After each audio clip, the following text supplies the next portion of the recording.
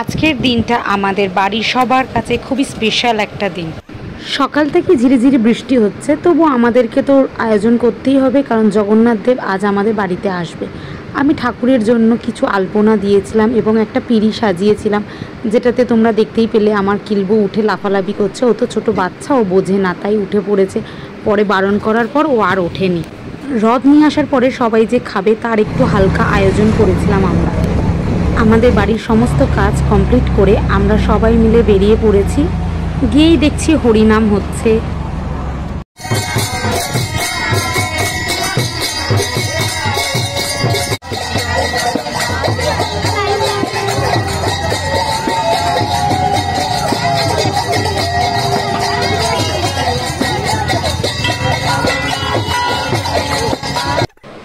আমরা সবাই একই রকমের শাড়ি পরেছিলাম। কেমন লাগছে সবাইকে একই রকমভাবে দেখতে অবশ্যই জানাবেন।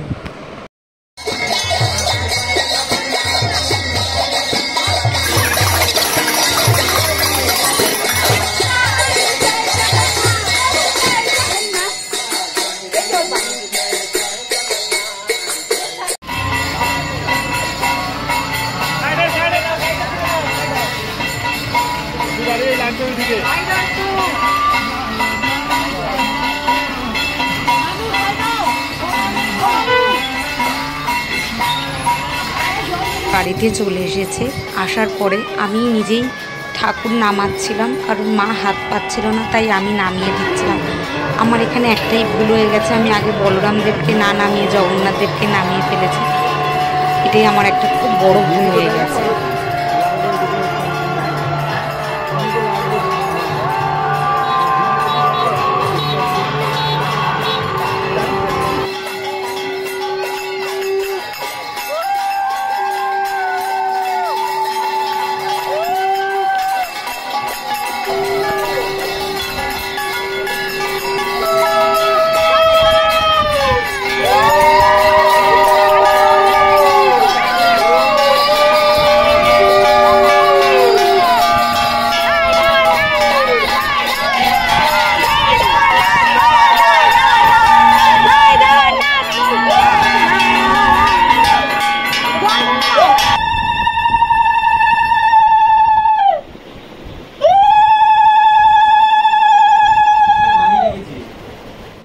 এখানে আমরা কিচ্ছু সাজাইনি, সব মালি আর আমার ভাই মিলে সাজিয়ে রেখে দিয়েছে, বলে দিলাম।